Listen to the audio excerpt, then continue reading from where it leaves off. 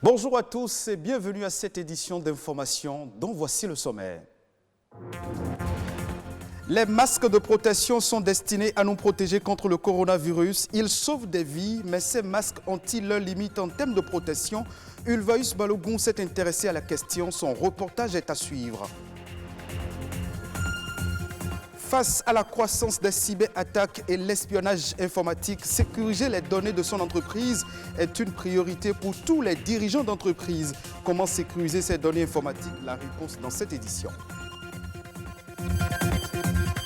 Le coaching, un métier pour aider les autres à être meilleurs dans leurs activités. Aujourd'hui, de nombreuses personnes veulent se spécialiser dans le coaching. Quel est le bon profil? On en parle dans ce journal.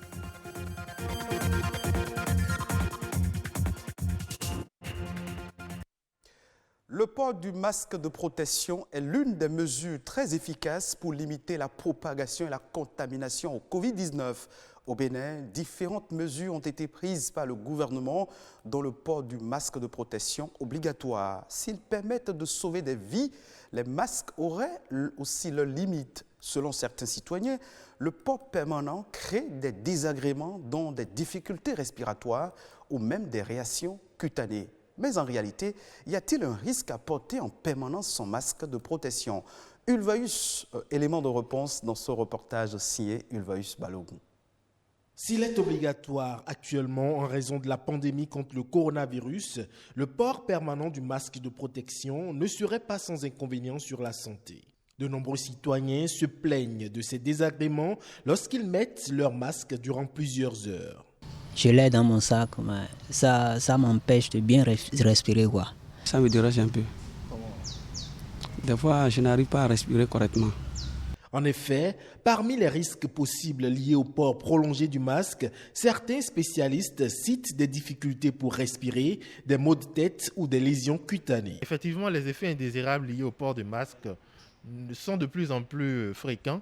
Il y a des gens qui s'étouffent. Il y a des gens qui perdent connaissance, parfois même. On ne saurait parfois toujours tout lier au port du masque, mais il y a quand même beaucoup d'effets indésirables, notamment des allergies. Mais si l'utilisation prolongée d'un masque facial peut entraîner des effets secondaires, cela ne remet pas en cause leur utilité contre la Covid-19. Les mailles du masque chirurgical permettent au dioxyde de carbone de s'échapper. Et aussi, ça permet à l'oxygène de rentrer, sinon on se serait étouffé. C'est pour ça d'ailleurs qu'on ne met pas un sachet sur le nez, puisque le sachet empêcherait l'oxygène de rentrer et le dioxyde de carbone de sortir. Donc le masque est étudié pour que ces mailles puissent permettre à l'oxygène et au dioxyde de carbone de passer, mais empêche jusqu'à 90 à 95% le virus de pénétrer. Face aux effets indésirables de cet outil de protection devenu obligatoire, que faire? Moi, je crois qu'il faut faire un choix. Il faut faire un choix. Soit on s'isole et on est en confinement complètement tout seul chez soi, ou soit on trouve des mesures aléatoires comme le port de visière et le respect de la distanciation de 1,50 m au minimum. Si vous n'arrivez pas à respecter les 1,50 m, vous devez rester chez vous. Donc, vous pouvez laisser le masque, mais le 1,50 m doit être au minimum respecté à tout endroit. Et puis, le lavage systématique des mains aussi. Donc, il y a des visières qui peuvent être adaptées à ces gens-là qui ont des effets indésirables graves liés au port de masque chirurgical ou autres. Au regard de l'obligation de son port, il est conseillé de s'habituer à respirer avec le masque de protection en commençant par le porter pendant des périodes courtes et en évitant de le garder plus de 6 heures sans aérer son visage, car au-delà, la peau souffre. Au Sénégal, les universités ont rouvert leurs portes. Fermées depuis mi-mars à cause de la pandémie liée au coronavirus, les autorités universitaires ont proposé une rentrée universitaire graduelle. 3 groupes d'étudiants repartis par niveau doivent successivement reprendre les cours en présentiel. Les autres groupes suivront leurs cours à distance, mais dans les faits, cette reprise a été timide à l'université Cheikh Anta Diop de Dakar. La reprise des cours suscite déjà de nombreuses interrogations chez les associations qui militent pour une année blanche. On revient au Bénin. La sécurité informatique est devenue un enjeu stratégique pour les entreprises. Il en va de leur pérennité et de leur performance sur le plan économique dans un marché où la concurrence est rude. Pour les individus, c'est leur vie privée qui est en danger, voire leur carrière professionnelle. Pour éviter la fuite de données dans une entreprise, il faut impérativement sécuriser son parc informatique. Comment se protéger du hacking et éviter la perte de données sensibles dans son entreprise? Élément de réponse dans ce reportage. Les chevaux de droit, eux, c'est comme une antenne que le pirate, il place sur votre ordinateur. Les menaces sont multiples, alors que le système d'information d'une entreprise regorge des données cruciales, d'où la nécessité de sécuriser ces données informatiques. Parlons de sécurité informatique, c'est toute action technique, juridique, organisationnelle, humaine nécessaire, mise en œuvre pour empêcher la non-autorisation, la mauvaise utilisation, la modification et le détournement des données informatiques.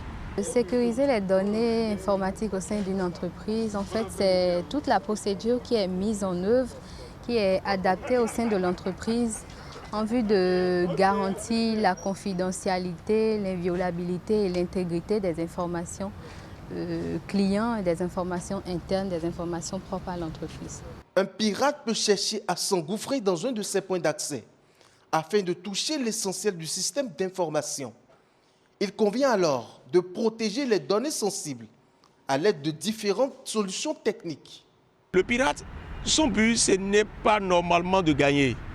Son but, c'est de défier le système mis en place. À chaque fois que vous installez un Windows, le pare-feu est intégré. Vous allez juste à l'activer, le mettre à jour et puis aller acheter l'antivirus.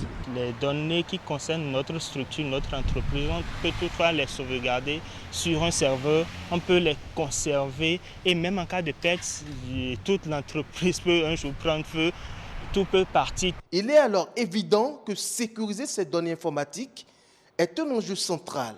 J'invite tout le monde à commencer par développer cette habitude-là, commencer par sauvegarder ces données, ces informations sur un serveur.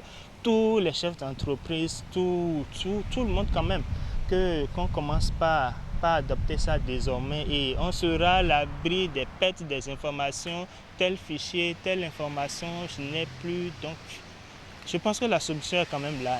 L'entreprise pourra en effet poursuivre son activité en récupérant les données stockées et mises à jour régulièrement. Mais il importe aussi que ces sauvegardes soient stockées à l'extérieur de l'entreprise pour ne pas être décryptées en cas d'attaque. Il est un professionnel dont les compétences permettent aux personnes coachées de devenir plus performantes et plus épanouies dans leur milieu du travail. Il s'agit du coach d'entreprise.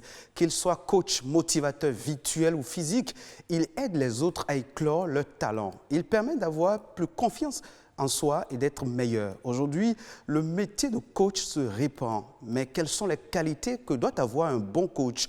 Epiphane Da Rolokonon intervient dans le domaine du coaching. Il nous parle de sa spécialité. Le coach à la base devrait être une personne qui est expressive. Vous ne pouvez pas intervenir sur un individu, vous ne pouvez pas parler, convaincre, persuader et montrer à votre client entre griffes qui est en face de vous que vous croyez en son potentiel, qu'il a la capacité de sortir de la situation dans laquelle elle est, de l'entreprise de sortir de la situation dans laquelle elle est, si vous n'êtes pas capable de communiquer bien sûr ce que vous pensez. Et donc le coach a besoin à la base d'être une personne qui a la capacité, l'art de s'exprimer et bien. La deuxième chose que je pense qui est importante, ce devrait être une personne qui a une certaine personnalité. Un coach travaille sur une norme et sur des entreprises, des organisations. Et donc les gens viennent vers vous parce qu'elles sont en situation et ces personnes vous posent des préoccupations, mais déjà le lendemain, c'est sur les réseaux sociaux, c'est déjà dans les oreilles d'autres personnes, donc doit avoir une personnalité d'intégrité. Le coach peut être un coach de famille, un coach familier. Le coach peut être aussi un coach qui travaille sur ce qui est la carrière, l'orientation, le développement, la gouvernance d'une entreprise. On l'appelle un coach professionnel. Choisir quelqu'un qui est bon, qui répond à ma cela impose que l'on d'abord cherche des informations sur cette personne. Est-ce qu'elle a vraiment grandi dans sa vie? Est-ce que c'est quelqu'un qui a un parcours? Quelle est son histoire? L'on veut savoir dans quoi il a réussi. C'est quoi les expériences qu'il a capitalisées? Troisième chose, il faut qu'il y ait un code de déontologie que la personne suive. Il faut qu'il y ait une méthodologie que la personne suive. Il faut que la personne ait des outils, plusieurs d'ailleurs, parce qu'en face de lui seront plusieurs types de personnes, plusieurs types d'organisations, avec plusieurs types de difficultés, de défis à relever. À présent, on fait un tour d'horizon de quelques faits de l'actualité nationale en bref et en images. Ce jeudi, la compilation est faite, réalisée par Nadège Omon-Adissani.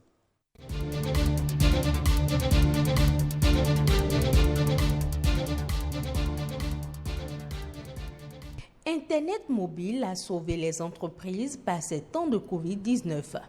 C'est l'autorité de régulation des communications électroniques et de la Poste qui a fait l'annonce après analyse de plusieurs données de son tableau de bord trimestriel. De mars à juin 2020, le trafic Internet mobile a connu un accroissement de 21,5%.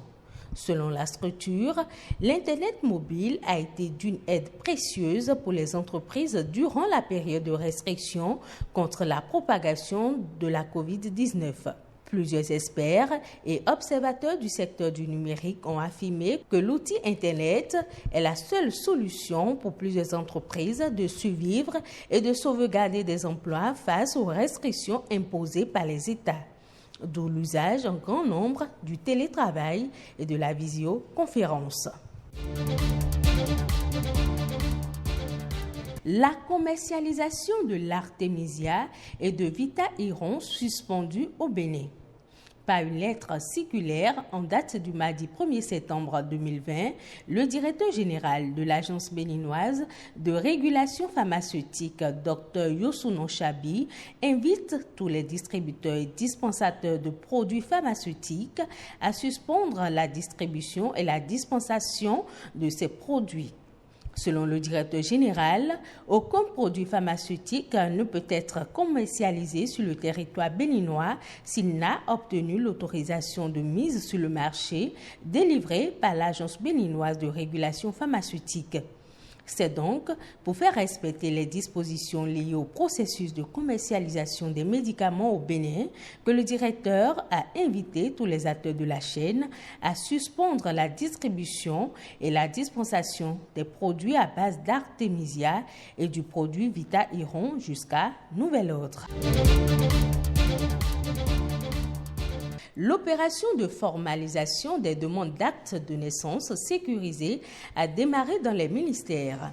Elle se poursuit normalement selon le constat fait par le gestionnaire mandataire de l'ANIP, structure en charge du registre national d'identification des personnes physiques.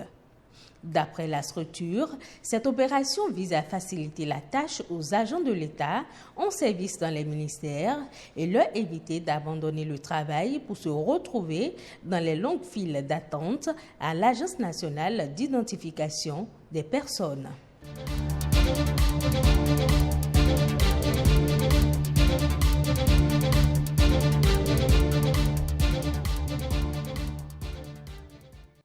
Ce sera tout pour cette session d'information. Merci de votre fidélité toujours renouvelée. Retrouvez cette édition sur le site de l'ORTB, www.ortb.bj.